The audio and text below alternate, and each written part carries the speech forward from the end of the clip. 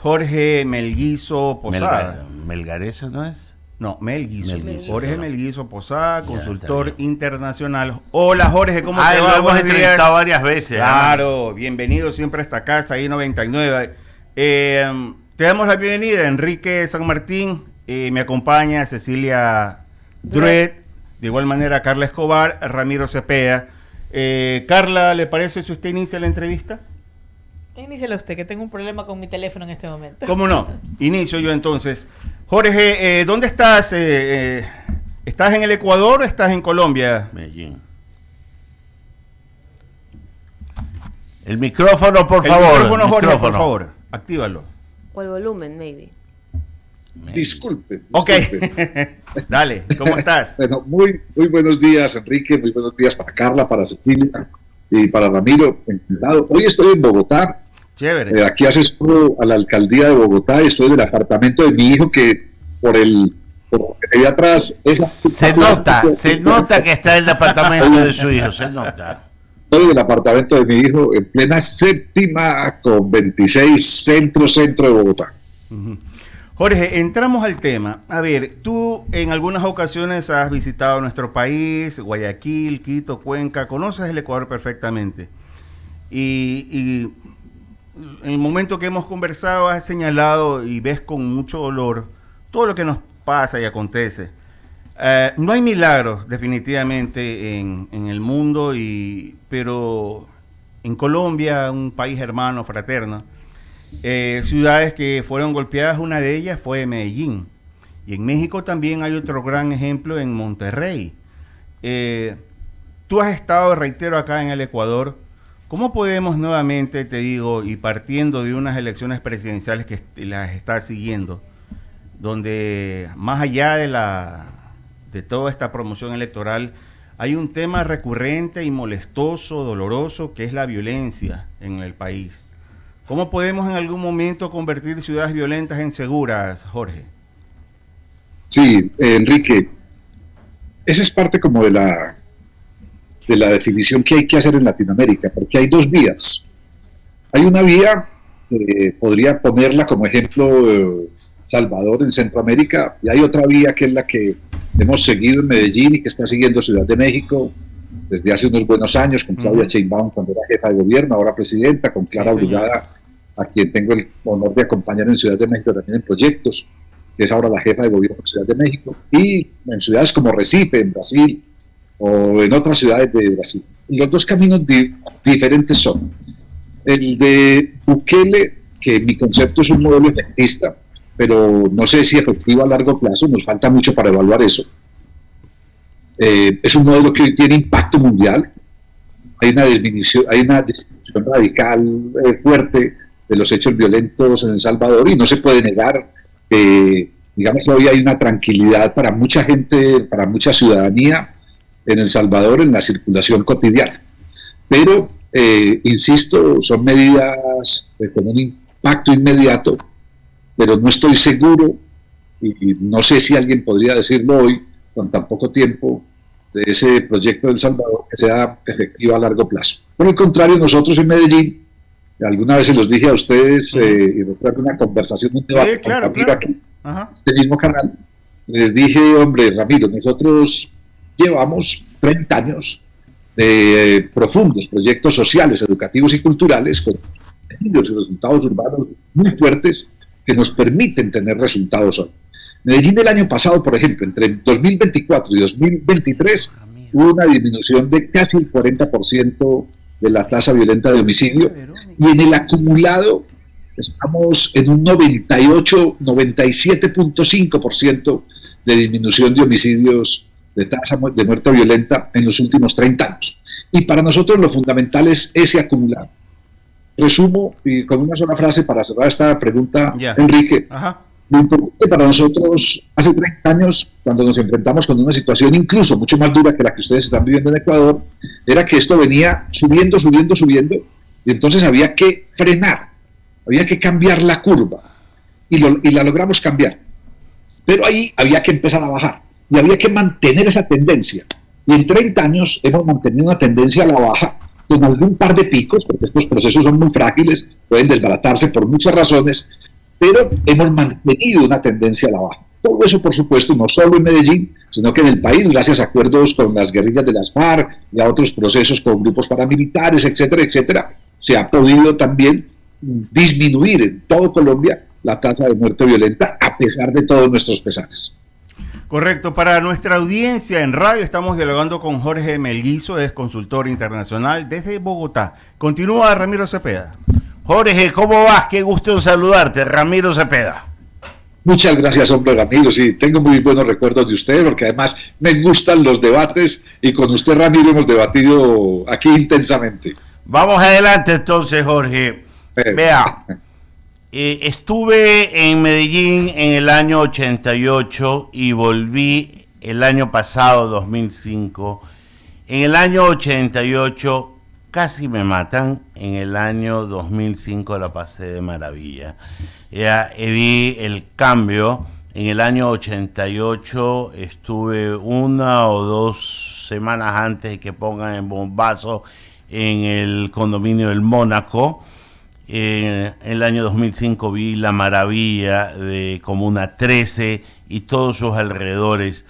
En Bogotá y por donde tú estás, yo llegaba al Hotel Dan del centro y me tocó vivir cosas como la bomba en Palo Quemado cuando intentaron matar al general Maza, que después se comprobó que tuvo que ver con el tema de la toma del Palacio de Justicia y muchas cosas, que allá en el año 85, donde también estuve una semana después, tengo todavía una foto al pie del oramen que hizo el cañón para poder ingresar al Palacio de Justicia, donde murió desde el presidente de la Corte, Reyes Echandía y un poco de gente que muchos años después se comprobó que hubo crímenes de Estado que salieron vivos y terminaron muertos.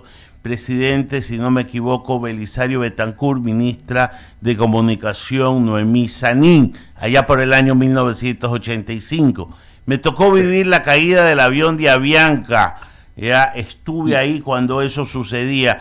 Si yo te narrara todas las cosas que he vivido en Bogotá, creo que soy más colombiano en muchas cosas, pero tengo grandes amigos allá en esa ciudad. Pero a lo que quiero llegar, de las 40 o 50 veces que he estado por ahí, hay algo que siempre me llamó la atención: la capacidad de resiliencia del industrial colombiano, que jamás paró, que siempre creyó en su país y que nunca se fue. Tengo amigos que crecieron ahí, dueños de grandes proyectos editoriales y de imprentas famosas. La segunda imprenta más grande de Colombia es de un amigo mío con el que siempre voy y comparto. Y dice, yo no me voy a ir de este país. Y lo que alguna vez recuerdo, y tú lo debes de haber vivido, cuando al mediodía de hace algunos años se paraba a Colombia a rezar por la paz.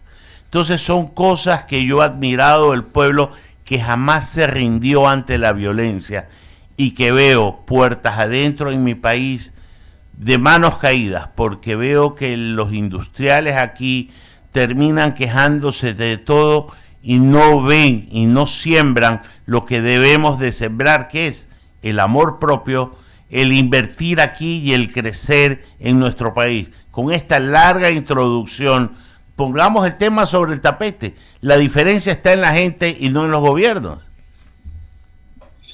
Es una muy buena reflexión que me lleva a una pequeña historia. A mí me preguntan muchas veces en mi andar por Latinoamérica, que es a lo que me dedico desde hace 14 años, a compartir experiencias, digamos, de Colombia en otros países de Latinoamérica. Me dicen, hombre Jorge, ¿ustedes por dónde empezar? Y yo siempre digo, empezamos por las conversaciones. En 1990, en agosto de 1990, en el que era en ese momento el peor de nuestros años de violencia, empezamos a sentarnos a conversar todos los sectores de la sociedad. Cuando digo todos, son todos. Los grupos de izquierda, los grupos de centro, los grupos de derecha, el empresariado, las ONG, las organizaciones comunitarias, los gobiernos de la ciudad, el gobierno del departamento de Antioquia, el gobierno de la nación, organizaciones comunitarias, las iglesias de todos los dioses, o sea, todos. Y entonces me dicen, pero ¿y cómo hicieron esas conversaciones? Y dije, planteamos un proceso que lo llamamos Medellín Alternativas de Futuro. Ya solo el nombre era un jalonador. Y durante 5 años 1990, empezamos en agosto, todo el 91, el 92, 93, 94 y 95, convertimos la ciudad en un espacio permanente de conversación. Hay publicaciones sobre ese proceso. Eso nos dejó incluso un plan estratégico de Medellín al 2015, que se cumplió todo. Nos dejó una ruta de trabajo al 2040, 1996. ¿Qué teníamos que hacer en la economía? ¿Qué teníamos que hacer en la infraestructura? ¿Qué teníamos que hacer en la política y en la gestión pública? ¿Qué teníamos que hacer en los barrios de Medellín? ¿Cuáles eran las intervenciones principales en los barrios más afectados por las violencias? Todo esto fueron reflexiones de esos momentos. Y me dicen, y ustedes se sentaron a conversar a pesar de las diferencias. Y siempre digo, no, todo lo contrario. Nos sentamos a conversar a partir de las diferencias. Porque si yo solo converso con quien piensa como yo, pues eso no es una sociedad sino una iglesia, y no estamos acá para formar iglesias, estamos acá para construir sociedades. Entonces hay que sentarnos entre los que pensamos diferente, los que tenemos formas diferentes de enfocar los problemas y tenemos propuestas diferentes para solucionar esos problemas. Pero nos tenemos que poner de acuerdo en el problema, tal vez no en las soluciones, insisto, modelos distintos, pero tenemos que ponernos de acuerdo en el problema. Y por ejemplo, hace 30 años, Ramiro, en medio de la peor de las violencias, cuando solo en la ciudad de Medellín morían violentamente cada día 18.3 personas, un año 6.700 muertes violentas solo en Medellín, una ciudad de 2 millones de habitantes hace 30 años, decíamos, ¿cuál es el problema? Y todo el mundo decía, la violencia. El problema no era la violencia. El problema era la falta de oportunidades para la juventud. En eso nos pusimos de acuerdo, en esa conclusión tan sencilla, porque como la sociedad, ni la empresa privada, ni el Estado le daban oportunidades a la mayoría, a una buena parte de la juventud, esa juventud buscaba sus oportunidades en donde sí se las tenían abiertas las 24 horas, la criminalidad, el narcotráfico, los paramilitares y la guerrilla. Entonces, ¿qué teníamos que hacer? Una cosa sencilla, cerrar la puerta de las oportunidades en la mafia, en la guerrilla y en los paramilitares, o sea, en todos los grupos criminales, cerrar esa puerta con un combate frentero a los criminales, con procesos de cooptación de esos criminales para procesos de ciudad, todo lo que usted implique, pero también teníamos que abrir las oportunidades. Entonces la ciudad comenzó a ser, Medellín comenzó a ser una ciudad de oportunidades para la juventud. 30 años después, ¿qué somos? La ciudad con mejor calidad de vida de Colombia, la ciudad con mayor turismo del país, el barrio donde yo nací. El barrio donde yo nací se los pongo un ejemplo en Guayaquil para que lo entiendan fácil. Yo nací en una zona que es como decir Durán, para ustedes. Ese es mi barrio, ahí nací yo, mi madre, mi padre, un obrero de fábrica, una ama de casa, nosotros 4 hijos, y ese barrio se convirtió en el peor barrio de la ciudad en el momento en que la ciudad era la peor ciudad del mundo, es decir, era el peor barrio del mundo, la Comuna 13 de Medellín. Yo nací ahí. Hoy ese barrio es el más turístico del país. Si Ramiro, si vinieras hoy a Medellín, si ustedes fueran hoy a Medellín, es imposible no ir a la Comuna 13 y se van a encontrar con 4. Ya te lo comenté, ya estuve ahí y justamente es lo que te quería decir. Mira, es que lo que tú estás describiendo, Jorge, te lo voy a decir por qué sucede. Porque el industrial colombiano cree en su país y genera oportunidades. Porque las universidades en Colombia son de muy alta calidad. Tienes la Javeriana, la Nacional, tienes un poco de universidades con un alto nivel académico y de discusión. O sea, no son cualquier cosa esas universidades, generan grandes profesionales. Los profesionales allá en Colombia son de altísima calidad. Tener una discusión a nivel constitucional en Colombia me acuerdo la discusión sobre con el presidente Álvaro Uribe, que quería la reelección de él con el Congreso. Me la seguí en los medios de comunicación, ver el uno cómo quería ser reelecto y le cerraron la puerta, pero con altísima calidad. O sea, eso aquí no se da. Entonces sí me pongo a ver una cosa y la otra y veo que sí hay diferencias que terminan siendo la razón por la cual nosotros seguimos caminando de una manera equivocada. ahí me haces pensar dos cosas, Ramiro. Uno, recuerdo la frase de Nicanor Restrepo Santamaría, tal vez alguna vez se las dije a ustedes aquí en este mismo programa. Nicanor Restrepo fue el mayor líder empresarial colombiano. Digo fue porque murió en el 2015 de un cáncer, 74 años. Y él dirigía lo que llamábamos el Grupo Empresarial Antioqueño, que son las principales multilatinas del país. Una gran cementera, Cementos Argos, la mayor empresa de seguros Sura, el mayor banco del país que es Bancolombia, la mayor empresa de alimentos que es Nutres, en fin, la gran multinacional colombiana, Grupo Empresarial Antioqueño, que ya este año no se llama así por una división empresarial. Pero Nicanor dijo, unos 4 o 5 años antes de morirse, es una tesis de doctorado, se graduó, a los 70 años se graduó de sociólogo, se doctoró en sociología, el mayor empresario del país. Dejó de ser empresario, dejó de liderar las empresas, se fue a estudiar un doctorado en sociología, dijo, para poder entender y escribir sobre lo que nosotros hemos hecho, sobre lo que ha pasado en la ciudad. Y en París iba en bicicleta a la universidad. No usaba carro, decía, estoy liberado de este tipo de cosas. Y Nicanor Restrepo dijo, el mejor negocio que hemos hecho los empresarios y empresarias de Medellín en los últimos años ha sido la inversión en proyectos públicos de educación y de cultura, porque esos proyectos públicos de educación y cultura han convertido a la ciudad en la ciudad más competitiva del país. Entonces, invertir en educación y en cultura, que eso es lo que decía al principio Ramiro, Enrique, Cecilia, Carla, invertir en educación y en cultura son medidas de corto, mediano y largo plazo, nos van a dar resultados. Hoy estamos viviendo esos resultados. Hace 30 años parecía imposible que estuviéramos hablando bien de Medellín. Yo tengo 62 años, casi 63, los cumplo en un mes. Cuando yo tenía 30 años, Ramiro, era imposible pensar en la situación desesperada de Medellín. Perdón, una anécdota personal. Miren, ayer me fui con mi hijo, les dije aquí en Bogotá, nos fuimos a ver una película, la película brasilera que está compitiendo para el Oscar, Estoy aquí, y es sobre la dictadura, una familia en la dictadura brasilera. Y salimos, mi hijo y yo, a hablar sobre lo que este país ha vivido, sobre lo que Colombia ha vivido, porque nosotros no hemos tenido unas dictaduras como las del Cono Sur, pero tenemos más desaparecidos que en el Cono Sur, tenemos más muertes violentas, tenemos todavía grupos guerrilleros, tenemos grupos paramilitares, tenemos más de la mitad de los congresistas hace unos años fueron condenados por parapolítica. La mitad del gabinete, más de la mitad de los que fueron ministros y ministras del gabinete de Álvaro Uribe Vélez durante 8 años están en la cárcel o han estado en la cárcel. Su jefe de inteligencia de la presidencia de la República en la cárcel. Usted mencionó ahora, Ramiro, al general Maza Márquez, que era el jefe del DAS, del Servicio de Inteligencia del gobierno colombiano, cuando dinamitaron la sede del DAS, cuando Pablo Escobar le puso una... Pero es que Maza Márquez, condenado por paramilitarismo y narcotráfico. Es decir, cuando Gustavo Petro llegó a la presidencia, se sentó con el ministro de Defensa y echaron a los 50 mayores jefes del ejército colombiano. O sea, del general mayor a los 50 hacia abajo. Y lo explicaron de esta manera. Todo eso es un hilo de corrupción. Y casualmente, en estos 2 años, ha habido mejores resultados en la lucha contra el narcotráfico.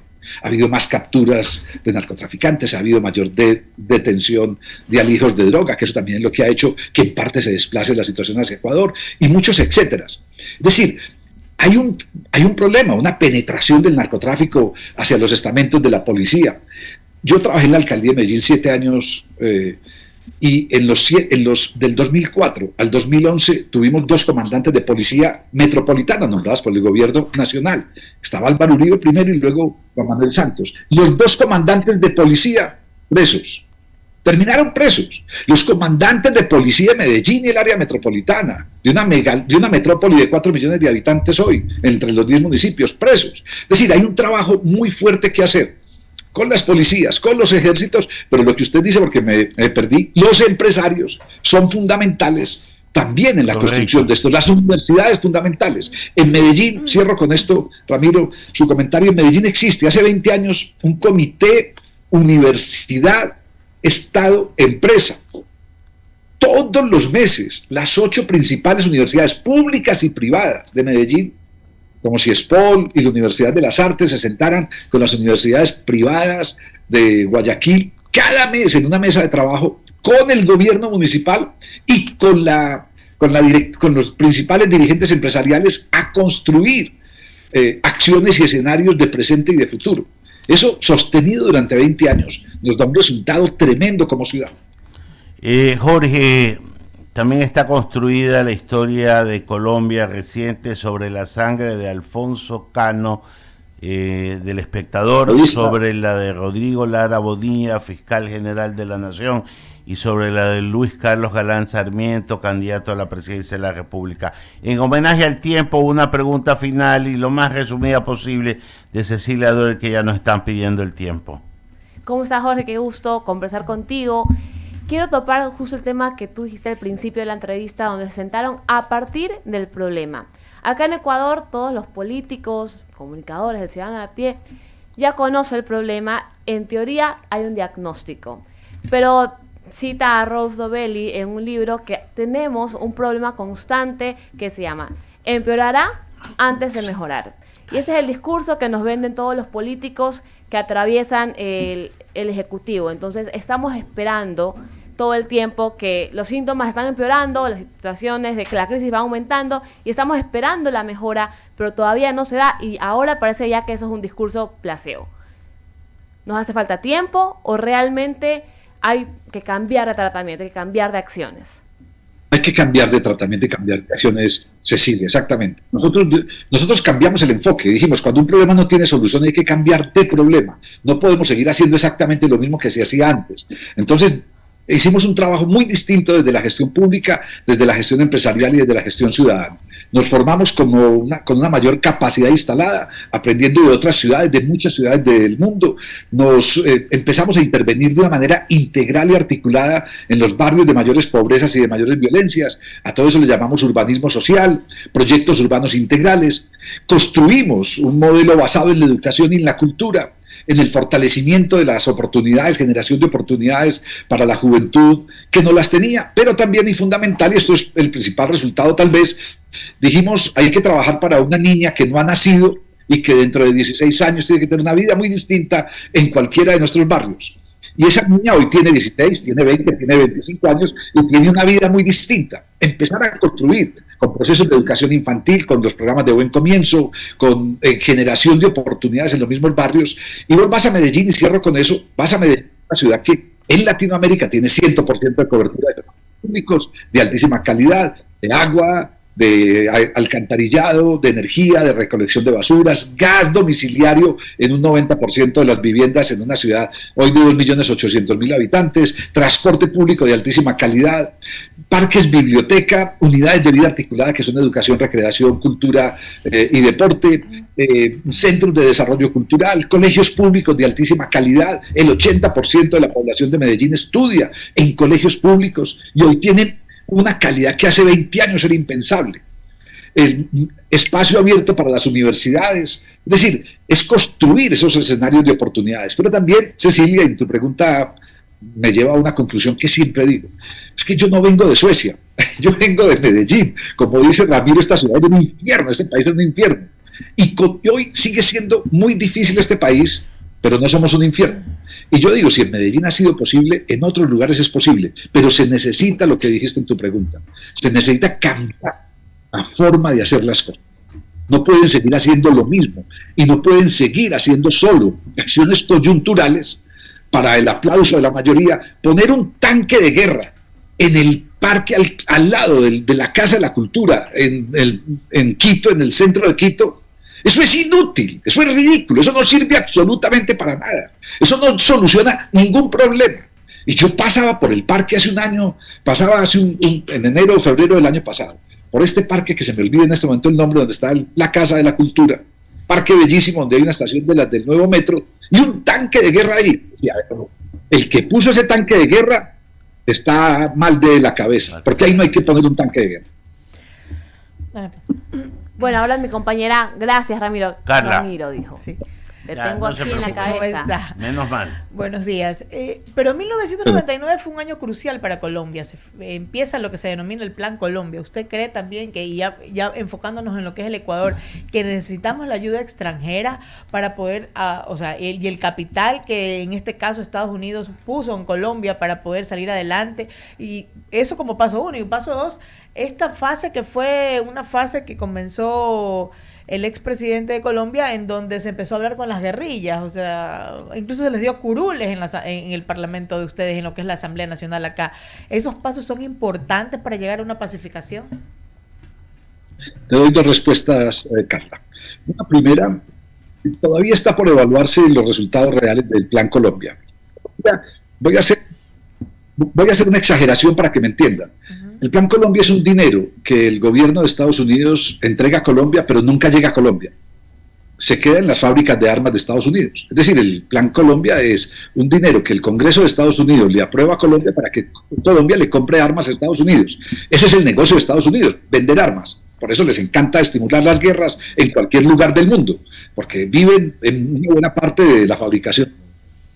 Entonces, poner más armas en Colombia, o sea, si yo estoy en un polvorín y me mandan más dinamita, no creo que sea siempre una buena medida. Entonces, una parte, tal vez, de esa ayuda pudo haber funcionado, pero yo soy uno de los que piensa que el Plan Colombia, tal y como fue diseñado por el gobierno de Andrés Pastrana, no fue la solución, porque además está basado en un criterio, en un paradigma que es equivocado, y es la guerra contra las drogas. La guerra contra las drogas, estableció Richard Nixon, es un fracaso. Mientras las drogas sean ilegales, serán un fracaso todas las medidas que tomemos. Porque además es una pregunta fácil. Si yo te pregunto, Carla, dime el nombre de un narcotraficante de Ecuador, ahí mismo se te viene a la cabeza. Dime el nombre de un narcotraficante colombiano, ahí mismo me dices Pablo Escobar. Te digo un nombre de un narcotraficante mexicano, ahí mismo me dirás el Chapo Guzmán. Pero si te pregunto por el nombre de un narcotraficante de Estados Unidos, no sé si Ramiro, no sé si Enrique, no sé si Carlos o Cecilia o yo sabremos decir el nombre de un narcotraficante de Estados Unidos. Entonces no me vengan a decir que un ecuatoriano, que un boliviano, que un peruano, que un colombiano y un mexicano manejan el negocio de las drogas en Estados Unidos. Allá no. Entonces hay una hipocresía tremenda en Estados Unidos en la guerra contra las drogas, y el Plan Colombia hace parte de ese manejo erróneo, equívoco, que ha traído más dolor. Colombia ha puesto los muertos, o Latinoamérica ha puesto los muertos de la guerra contra las drogas. Estados Unidos se ha quedado con los beneficios económicos. En el futuro, Carla, pero en el futuro, dentro de 10 años, la marihuana nos llegará empacada en las cajetillas de Philip Morris y la venderán en las calles de Quito y de Guayaquil y de Medellín y de Bogotá. Y el negocio se lo habrán quedado las multinacionales gringas. Mire, la Junta Internacional de Fiscalización de Estupefacientes no nos deja a Colombia producir un solo gramo de morfina. Y tenemos amapola de mejor calidad que la de la Birmania. Podríamos producir una morfina para la industria farmacéutica mundial excelente. Y Colombia no puede producir un gramo de morfina. Los cultivos de amapola en Colombia están declarados como ilegales. En cambio, en Asturias, en España, dígame qué falta le hace a Asturias un cultivo de amapola. En Asturias, en España, la Junta Internacional de Fiscalización de Estupefacientes, Naciones Unidas, les permite tener cultivos de amapolas y producir opiáceos para la industria farmacéutica. Eso es una hipocresía. Entonces, ahí hay un error tremendo. Y lo otro es, yo creo que el cambio de todos estos paradigmas tiene que poder sentarnos a la sociedad. Mire, hoy un presidente como Juan Manuel Santos es defensor de la legalización de las drogas, y lo dijo como presidente, pero se lo dijo a Obama en Cartagena. Lo invitó a Cartagena a una reunión, y en la reunión con Obama le dijo: presidente Obama, yo sé que a usted esto no le va a gustar, pero tendríamos que avanzar en la legalización de las drogas.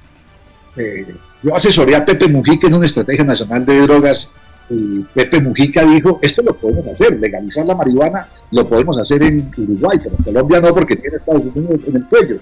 Pero lo que hace 10 años hizo Uruguay es la política de drogas hoy de Canadá. Que quede como tema, Jorge, para una próxima entrevista, porque se nos consumió el tiempo, y le ofrezco hablar de la legalización de las drogas, que es un tema que lo puso hace mucho tiempo en discusión. Ay, no me recuerdo, un autor argentino cuyo nombre no me acuerdo. Un gusto saludarte, que tengas un buen día y vaya a comerse unos buñuelos que venden por ahí abajo de donde usted está. Que tengas un mucho buen gusto, día. Ramiro. Ramiro, le voy a pasar a Wendifer el teléfono de Julio Calzada, el que fue director nacional de drogas en Uruguay, que es una persona tremenda para hablar de la legalización de las drogas.